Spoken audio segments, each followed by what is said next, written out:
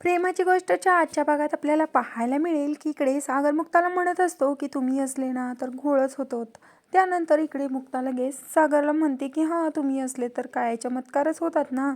इथे हात काढायचं बघा आणि जोरजोराने सागर हात बाहेर ओढत असतो तेव्हा मुक्ताला लागतं आणि मुक्ता ओरडते, म्हणते जरा हळू करा ना, इथे मला लागतंय हाताला.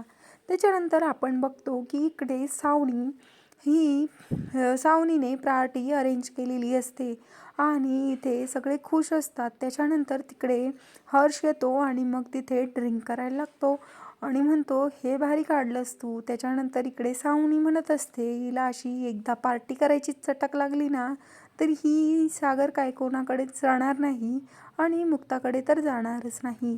त्यानंतर इकडे लगेच हर्ष म्हणतो हा का, मला तर वाटलंच नव्हतं तुझ्यामध्ये एवढं डोकं असेल म्हणून. मी तर विचारही केला नव्हता तू असं काहीही विचार करशील म्हणून. त्यानंतर इकडे आपण बघतो की सोसायटीमध्ये इकडे मुक्ताचे पप्पा आणि सागरचे पप्पा म्हणत असतात एवढा वेळ का लागतोय, लाईन पुढे सरकत नाहीये. त्यानंतर इकडे हात अडकलेला मुक्ता आणि सागर काढत असतात आणि ते दोघं खूप विचित्रपणे एकमेकांशी भांडतही असतात. त्यानंतर मुक्ता म्हणते हे बघा असा हात करा, हात जोडूनच आपल्याला काढावा लागेल बाहेर. त्याच्यानंतर आपण बघतो की मुक्ता सागरला सांगते असा हात वळवून हात जोडून बाहेर काढायला. त्याच्यानंतर सागरही तयार होतो. सागरही मुक्ताच्या हाताला हात जोडतो आणि हात बाहेर काढण्यासाठी दोघेही एकमेकांकडे प्रेमाने बघायला लागतात. मग आपण तिथून बघतो की मुक्ताचे आणि सागरचे पप्पा बाहेरूनच बघत असतात. तेव्हा मुक्ता आणि सागरचा हात एकदम प्रेमाने असा बाहेर येतो आणि मग ते बघून इकडे मुक्ताचे आणि सागरचे पप्पा म्हणतात आपण खूप उशीर केला, आपण याच्या आधीच यांची प्रेमाची गोष्ट पूर्ण करायला हवी होती. त्यानंतर आपण इकडे बघतो की सई खूप खुश असते आणि मुलांमध्ये खेळत असते. त्यातला एक मुलगा म्हणतो की सई आता मी चाललो घरी, माझे पप्पा मला घ्यायला आले आहे, आता मी नाही खेळत. त्यानंतर तो मुलगा तिथे बाय करून तिकडनं निघायला लागतो. त्यानंतर बाकीचे मुलं खेळत असतात पण सई मात्र सोफ्यावर बसून सॅड बसलेली असते आणि तिला सगळ्यांची घरच्यांची आठवण येत असते. त्यानंतर इकडे लगेच हर्ष हा सावनीला म्हणत असतो की अरे हिच्यासाठी कितीही करा, हिच्या बापासारखं हिच्या तोंडावर 12 वाजलेलेच असतात जेव्हा बघाव तेव्हा. त्यानंतर आपण इकडे बघतो की सावनी म्हणते की तुझ्याच बोलण्यावरून मी तिला इथे घेऊन आले आणि तूच आता असं बोलू नकोस. त्यानंतर आपण बघतो की हर्ष लगेच तिकडनं निघून जातो आणि इकडे सोसायटीचं सेक्रेटरी पदासाठी जयंत कोळीचं नाव पुकारलं जातं, म्हणजे सागरच्या पप्पांचं, की ते सगळ्यात जास्त वोटने आता विजयी झाले आहे. हे सगळं ऐकून लगेच कोळी कुटुंब खूप खुश होतात आणि डायरेक्ट नाचायला लागतात. मग त्यानंतर आपण बघतो की इकडे मुक्ता आणि मुक्ताची आई थोडीशी सॅड होतात.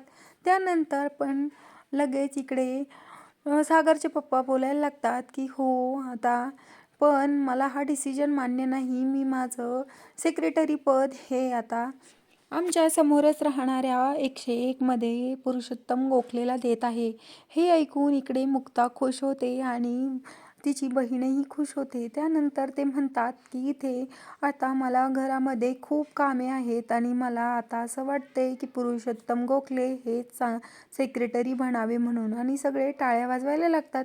त्याच्यानंतर आपण बघतो की इकडे मुक्ताचे पप्पा म्हणतात की असं का केलंस तू.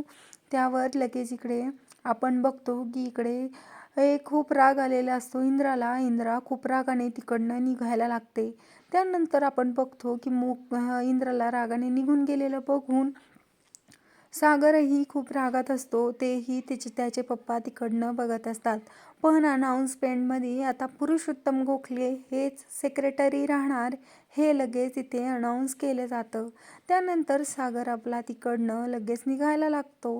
त्यानंतर आपण बघतो की घरी आल्याच्या नंतर इकडे इंद्रा म्हणत असते की तुम्ही हे असं का केलं म्हणून. आता ती सगळं तिचेच कायदे काढणार, मच्छी खायची नाही, दारू प्यायची नाही, DJ वाजवायचा नाही, असं सगळं त्यांचेच कायदे निघतील. तुम्ही हे करायला नको होतं. मला तरी असं वाटतं तुम्ही चुकीचा निर्णय घेतला आहे आणि आता मला अजिबात आवडणार नाही की तिने आपल्यावर जास्त हुशारी केलेली. त्यानंतर आपण बघतो की इकडे मुक्ताचे बाबा म्हणतात अगं सोड ते, मला तुला एक सांगायचं आहे, मी सागरसाठी खूप छान मुलगी बघितली आहे.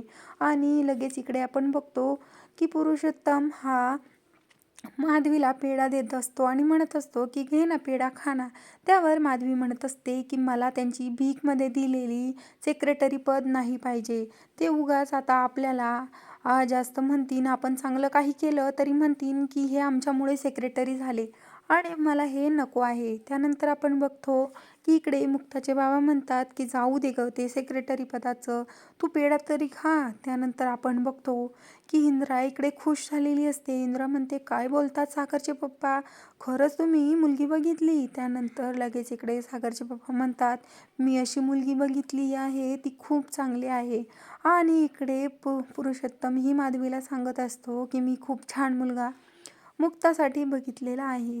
त्यानंतर आपण बघतो की इकडे इंद्रा फक्त कौतुक ऐकत असते होणाऱ्या सुनेचं आणि मग त्याच्यानंतर इकडे म्हणत असतो जयंत की आता सगळं खूप काही चांगलं होणार आहे.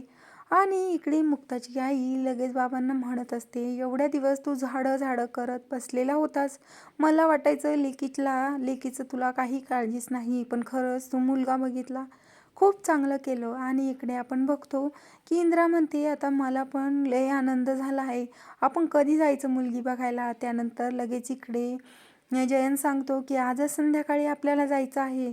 मग त्यानंतर इकडे लगेच आपण बघतो की ही पुरुषोत्तम माधवीला म्हणत असतो की आता तरी पेढा खा, सेक्रेटरी पदाचा नाही तर मुक्ताचं लग्न होणार आहे याचा पेढा खा.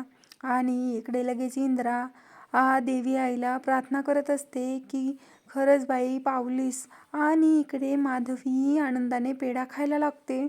मग मुक्ताचे पप्पा म्हणतात आता मी बोलणार मुक्ताशी. त्यानंतर लगेच इकडे माधवी मुक्ताच्या पप्पांना सॅल्यूट करत म्हणते जो हुकूम तुम्ही बोलता तसंच. आणि मग आपण इकडे बघतो की इंद्रा आणि जयंतही खूप खुश असतात. त्यानंतर इंद्रा इकडे सागरजवळ येते आणि म्हणते की संध्याकाळी तुला काही काम आहे का? त्याच्यानंतर सागर म्हणतो का? आणि मग लगेच आपण इकडे बघतो मुक्ताचे पप्पा तिच्याजवळ येऊन सांगतच असतात मुलाबद्दल. तर मुक्ता म्हणते मी तुम्हाला किती वेळा सांगितलं आहे की मला हे सगळ्यात नाही पडायचं आहे आणि आता मला खरंच लग्न करायचं नाही आहे पप्पा. त्यानंतर इकडे लगेच पुरुषोत्तम म्हणतात प्लीज प्लीज तू एवढ्या वेळेस तू फक्त मुलगा तर बघून घे. तेव्हा इकडे इंद्रा सागरला म्हणत असते की संध्याकाळी आपण जाऊ. त्यानंतर सागर म्हणतो परत तुम्ही माझ्या लग्नाच्या विषय काढला वाटतं, मला नाही करायचं लग्न, आई तुला किती वेळा सांगितलं. त्यानंतर आपण इकडे बघतो की इंद्रा लगेच म्हणायला लागते की तुझ्या पप्पांनी मुलगी बघितली आहे ते आता एवढ्या दिवसातून. आणि मग लगेच इकडे मुक्ता रागातच असते आणि म्हणते की ठीक आहे मी फक्त मुलगा बघायला रेडी होईल. आणि मग लगेच आपण बघतो की पुरुषोत्तम म्हणत असतो तू एकदा फक्त बाळा माझ्यावर विश्वास ठेव. त्यानंतर आपण बघतो की मुक्ता ही तयार झालेली असते मुलगा बघण्यासाठी. आणि मग आपण बघतो की इकडे सगळे खुश होतात आणि माधवी तर लगेच म्हणते की मी देवापाशी साखर ठेवून आले. आणि मग ते ऐकूनच लगेच मुक्ता म्हणते हां मी लग्नासाठी हो नाही म्हटले, फक्त मुलगा बघण्यासाठी हो म्हटले आहे. त्याच्यानंतर इकडे लगेच तिची बहीण म्हणते की पॅराडाईज हॉटेल संध्याकाळी 7 वाजता. त्यानंतर आपण बघ सई मात्र तोंड पाडून बसलेली असते आणि तिकडे लगेच तिकडनं तिच्या मैत्रिणी येतात आणि म्हणतात काय गं ते तुझे हर्ष ते तुझे पप्पा आहेत ना.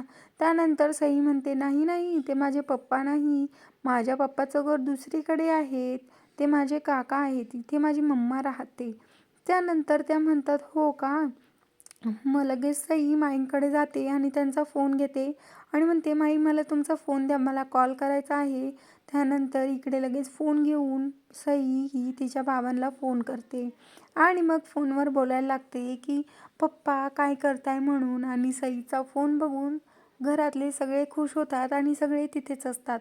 त्यानंतर सई लगेच बोलायला लागते की पप्पा तुम्ही सगळे एकत्र आहात. त्यानंतर आपण बघतो की हो सागरही खूप खुश होतो. त्यानंतर सई मित्रमैत्रिणींना सांगत असते की ही आजी आहे आणि हे माझे पप्पा, तो माझा लकी काका आहे आणि ती माझी आत्या. हे ऐकून लगेच भावनेच्या भराने इंद्रा रडायला लागते. त्यानंतर इकडे सई लगेच सागरला म्हणायला लागते सॉरी पप्पा मी तुझा जास्त वेळ घेतला का रे, तू मीटिंगमध्ये होतास का? सॉरी हां मी चुकून तुला फोन लावला, माझ्या फ्रेंड्सला तुला दाखवायचं होतं. त्यानंतर सई लगेच फोन कट करून देते आणि इकडे सागर खूप इमोशनल झालेला असतो आणि रडत असतो. उद्याच्या भागात मग आपल्याला इकडे पाहायला मिळेल की मुक्ता सागरला म्हणत असते की तुम्ही कसे बाबा आहात? अरे तुमच्यापेक्षा तर ती सावनी बरी, ती काहीतरी करते तरी आपल्या मुलीला जिंकण्यासाठी. आणि इकडे लगेच सागर म्हणतो, की "तू नको सांगू मला कसा बाबा बनायचं. तू बघ आधी तुझ्याशी कोणी लग्न करतंय का ते." आणि लगेच इकडे मुक्ता म्हणते, की "तुम्ही बघा तुमच्या पैशांच्याच मागे मुली पडलेल्या असतात." त्यानंतर लगेच सागर इकडे म्हणतो, की "तुम्हाला तर कारणही सांगता येत नाही मुलांना का लग्न न करण्याचं." आणि आपण बघतो, की मुक्ता खूप सॅड झालेली असते. अशीच रिव्ह्यू बघण्यासाठी नक्की चॅनलला सबस्क्राईब करा. Thanks for